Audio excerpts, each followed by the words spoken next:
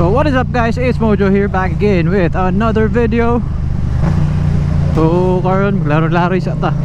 So bago ako nang mag-gym. So it's already 9:36 na karon in the morning.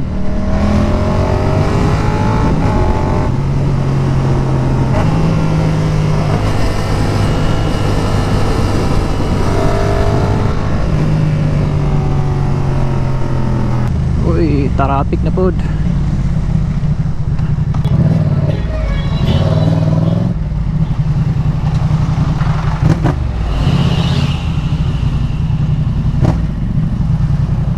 So main agenda ani na video is, or main topic anin atong video kay na akong transition sa MT-03 to MT-07 pa big bike hantod na himong big bike na jud. So first kay let's talk about ang journey sa nato sa MT-03. So actually kaning tong previous MT-03 na to guys, kay actually mao nang pinakaunang motor nako jud. Pinakaunang manual jud na nag-drivean.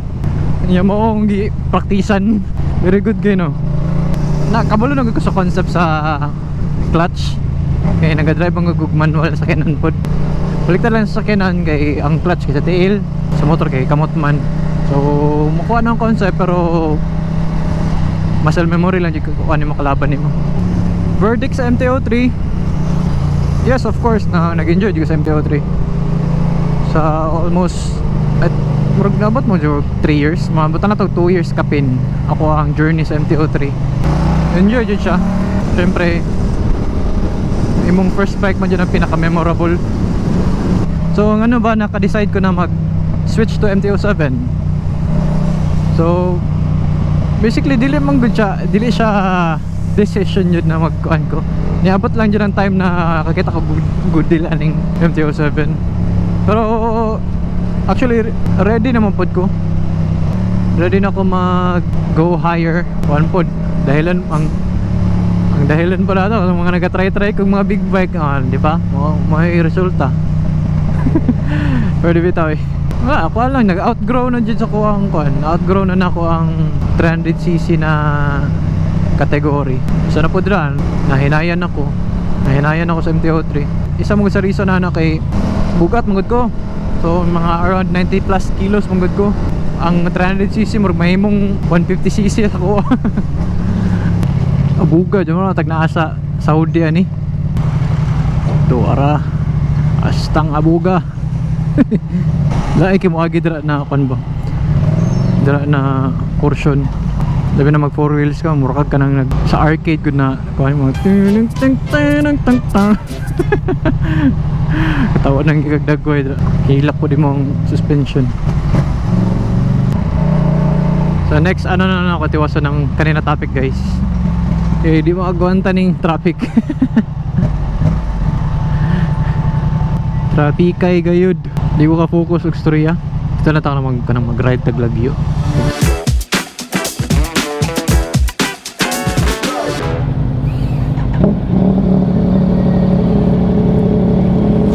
Bago rin ang guys. Bago na ang gloves. Medyo dako lang.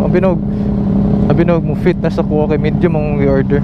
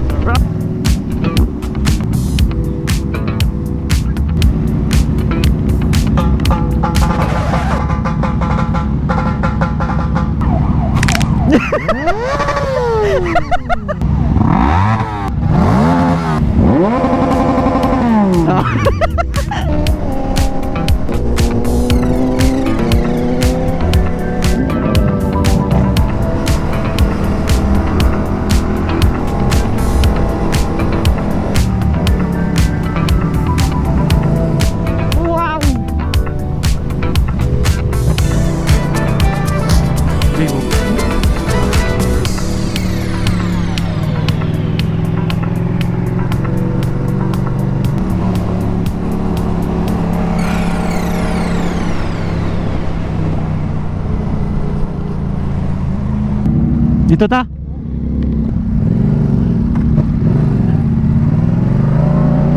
Dire kay gwapo din view.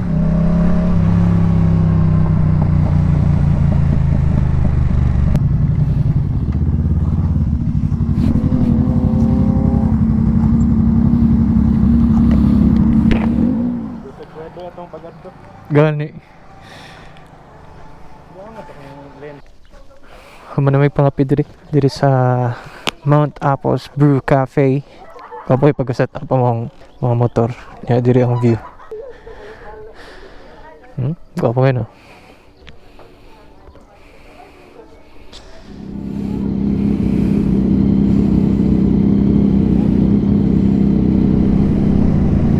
So back to our topic. Ano ba MT-07 akong gi-upgrade? Unang reason ako na personally kay price point. Since gitrade man guna ko ang MT-03 for this bike. Gamay lang ko need idungag na cash. Second reason ay bare bike yapon siya. For me man good, ako ang skill level nako wala pa kay ko nag-mature sa akong riding skills. Or wala pa kay ko let's say develop. Gusto na ako ma-develop akong skills sa mga bare bike man good. Bago ko mo proceed ano yung mga inani na motor like MT-09, like mga tech, fully tech good na mga bike. So gusto na ako ma-practice ako ang throttle control, ako ang braking, ako ang trail braking. Third reason, naka-try naman po test ride sa MT-07. So dili kay ko bigla pa. Kaya mamamago ng adlukan ako pag mag-try ko or mag-upgrade ko bike kay anxiety na ako ba na masig di na ako makaya or dili ko makauyon, too much bang power, ambot kung makaingon ba ko na too much power madugay. You cannot have too much power. Another question, kumusta ang transition kumusta ang transition from MT-03 to MT-07? So far, manageable man. Mga first few rides lang siguro kay mabigla ko. Uy, isarado lagi dito. Ay, ito, may event. Basig mawala ta diri. Ano naman ito sito diri? Asa man ipadulong? Grabe yung bukid vibes pwede rin.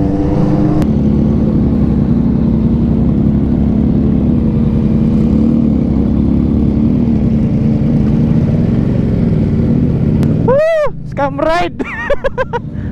Naunsa naman eh! Impas ang likod na to ni Ron. Kulbaan mo kay mubo kining MT-07 ako. Sayad.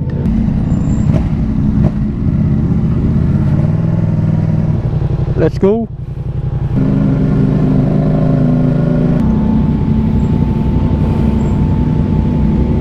Salamat, boss.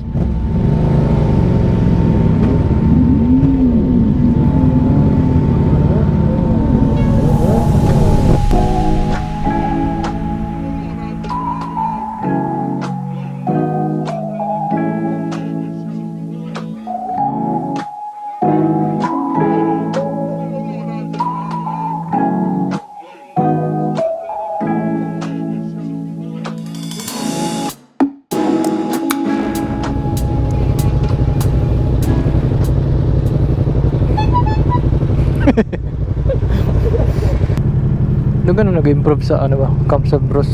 Doon na sila hanging bridge. Pero medyo pricey lang pag mutabok ka dito. Kamat lang 250 man diba? Mutabok lang. Ano pa sila zipline.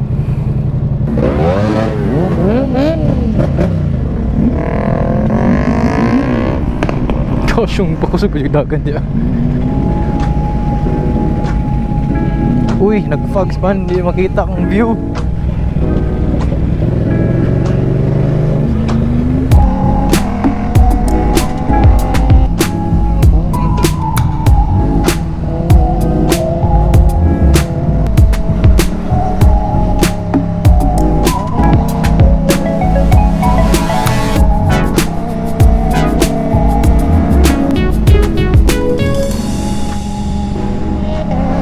Another question, okay ba mag-upgrade from MT-03 to MT-07.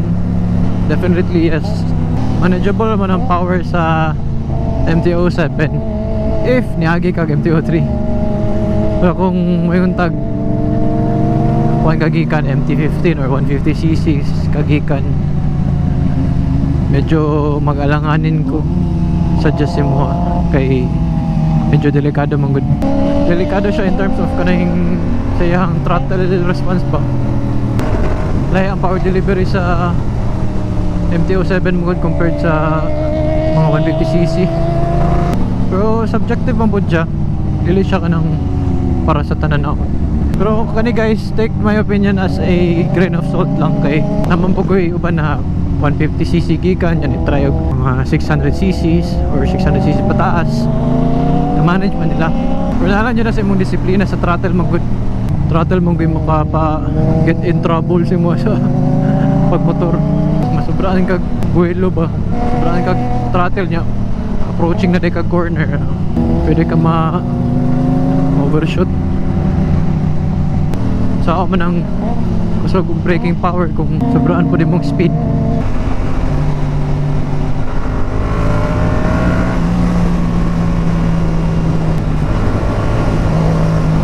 Bye bye.